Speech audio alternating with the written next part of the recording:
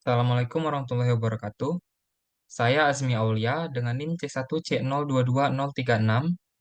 Di sini akan menjelaskan tentang skala pengukuran dan pengukuran variabel dengan mata kuliah metodologi penelitian dengan dosen pengampu Pak Wirmi Eka Putra. Baiklah, masuk ke yang pertama yaitu definisi pengukuran variabel. Menurut J.S. Kalonges pada bukunya tahun 1995 menyebutkan pengukuran adalah suatu proses pengumpulan data melalui pengamatan empiris untuk mengumpulkan informasi yang relevan dengan tujuan yang telah ditentukan. Variabel penelitian adalah suatu atribut atau sifat atau nilai objek atau kegiatan yang mempunyai variasi tertentu yang ditetapkan oleh peneliti untuk dipelajari dan kemudian ditarik kesimpulannya. Itu menurut dari Sugiono di bukunya pada halaman 68 pada tahun 2019. Lalu sedangkan menurut M.J. Allen dan W.M. Yen pada tahun 1997 dalam bukunya menyebutkan bahwa pengukuran adalah penetapan angka bagi individu dengan cara sistematis yang mencerminkan sifat atau karakteristik dari individu tersebut. Sehingga berdasarkan dari pengertian sudah disebutkan tadi, pengukuran variabel adalah suatu proses pengumpulan data atribut, sifat, atau nilai dari objek yang sudah ditetapkan oleh peneliti secara sistematis. Lalu selanjutnya adalah manfaat pengukuran variabel. Memahami variabel itu sangat penting eh, karena memiliki beberapa kegunaan. Menurut Hayati pada tahun 2022, yang pertama adalah membangun kerangka konseptual. Membangun kerangka konseptual memerlukan variabel penelitian, khususnya dalam menganalisis data yang telah dikumpulkan. Oleh karena itu, penulis harus dapat memahami arti variabel secara menyeluruh dan cara-cara mengukurnya. Yang kedua adalah pedoman eksperimen. Dalam penelitian ilmiah, ilmuwan teknisi dan peneliti memanfaatkan berbagai metode dan variabel saat melakukan eksperimen mereka. Dalam istilah sederhana, suatu variabel mewakili atribut terukur yang berubah atau bervariasi di seluruh percobaan, baik membandingkan hasil antara beberapa kelompok, banyak orang, atau bahkan ketika menggunakan satu orang dalam percobaan yang dilakukan dari waktu ke waktu. Lalu yang terakhir adalah landasan mempersiapkan alat dan metode pengumpulan. Variabel penelitian memiliki peran yang sangat penting dalam sebuah penelitian karena bertujuan sebagai landasan untuk mempersiapkan alat dan metode pengumpulan data, serta sebagai alat menguji hipotesis penelitian. Itulah sebabnya sebuah variabel harus dapat diamati dan dapat diukur oleh seorang peneliti. Selanjutnya adalah cara menentukan variabel dalam penelitian. Tentunya dalam menentukan variabel penelitian diperlukan pengetahuan atau pemahaman yang jelas dan matang mengenai bagaimana cara menentukan variabel variabel penelitian. Berdasarkan yang telah saya buat, berikut adalah cara menentukan variabel penelitian yang tepat demi lancarnya sebuah penelitian. Yang pertama adalah menemukan masalah utama. Hal pertama yang harus dilakukan agar dapat menentukan variabel penelitian adalah menemukan masalah utama yang akan diselesaikan pada penelitian. Masalah tersebut kemudian akan menjadi sebuah variabel yang disebut variabel Y atau variabel terikat. Dan yang kedua adalah menemukan faktor permasalahan. Setelah menemukan masalah umum, masalah utama, langkah mencari variabel penelitian yang kedua adalah berkaitan dengan variabel X, yaitu lawan dari variabel Y, yaitu variabel bebas. Dalam langkah menemukan faktor permasalahan atau variabel X, variabel bebas ini penulis harus mencari berbagai hal yang menjadi atau mempengaruhi terjadinya sebuah masalah utama yang tadi sebelumnya. Lalu yang ketiga adalah mempersiapkan teori penelitian variabel. Eh, Sebagai pendukung variabel bebas dan variabel terikat yang sudah disiapkan tadi, eh, teori penelitian variabel diperlukan. Dalam hal ini, biasanya teori penelitian variabel ini akan didukung dengan berbagai data dan juga referensi, baik itu berbagai penelitian sebelumnya, skripsi, dan berbagai jurnal pendukung lainnya agar dapat menentukan variabel penelitian.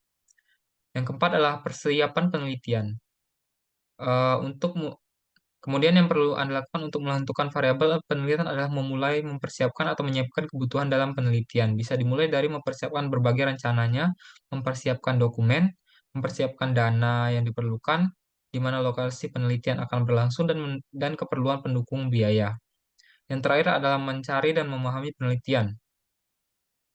Perlu diketahui bahwa melakukan penelitian tidak semata-mata hanya menjalankan dan selesai saja, akan tetapi harus memahami secara mendalam mengenai topik dan juga permasalahan yang akan diselesaikan agar dapat menyelesaikan penelitian yang telah dimulai.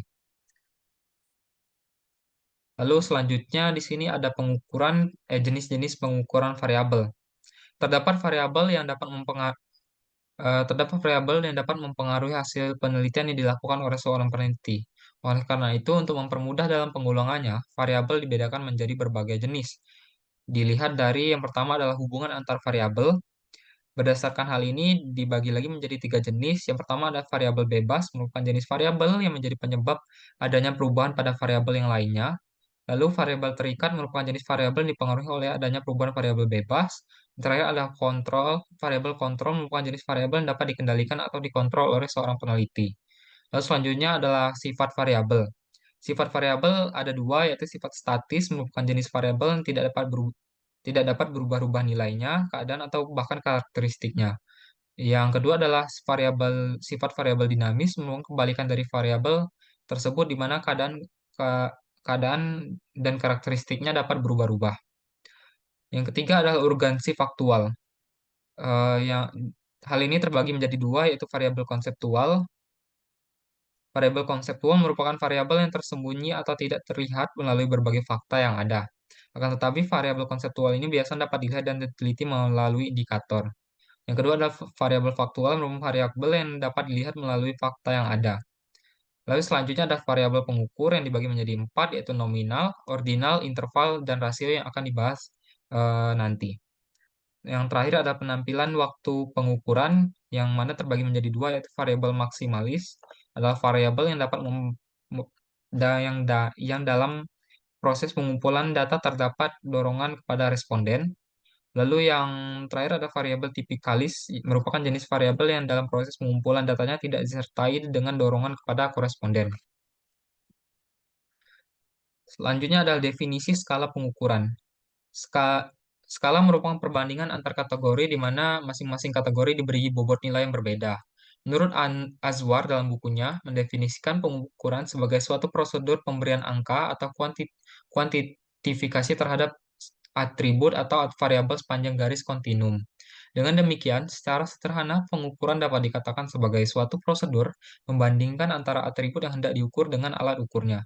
Skala pengukuran merupakan kesepakatan yang digunakan sebagai acuan untuk menentukan panjang pendeknya interval yang ada di dalam alat ukur, sehingga alat ukur tersebut, bila digunakan dalam penelitian, akan menghasilkan data kuantitatif. Lalu yang selanjutnya adalah jenis-jenis skala. Berdasarkan pengertian tadi, sebenarnya sudah disebutkan tadi, ada empat jenis skala, yaitu yang pertama adalah skala nominal. Skala nominal merupakan tingkat tingkat mengkategorikan, memberi nama dan menghitung fakta-fakta dari objek yang diteliti, di mana angka yang diberikan pada objek hanya mempunyai arti sebagai label saja, dan tidak menunjukkan kegiatan yang berarti. Lalu selanjutnya adalah skala ordinal, ada skala yang merupakan tingkat ukuran kedua yang berjenjang sesuatu yang menjadi lebih atau kurang dari lainnya. Selanjutnya adalah interval, eh, merupakan pengukuran tingkat ketiga di mana pemberian angka pada set objek memiliki sifat ordinal ditambah dengan satu sifat yang lain, yaitu memberikan nilai absolut pada data atau objek yang akan diukur. Ukuran rasio ini biasanya mempunyai nilai nol absolut atau tidak ada nilainya. Contoh adalah seperti skala Fahrenheit dan IQ. Yang terakhir adalah skala rasio, merupakan pengukuran tertinggi di mana ukuran ini mencakup semua persyaratan pada ketiga jenis ukuran sebelumnya, ditambah dengan satu sifat yang lain, yaitu ukuran ini memberikan nilai absolut pada data atau objek yang akan diukur. Ukuran rasio ini mempunyai nilai nol. Sekian penjelasan dari saya. Jika ada kekurangan mohon dimaafkan. Terima kasih.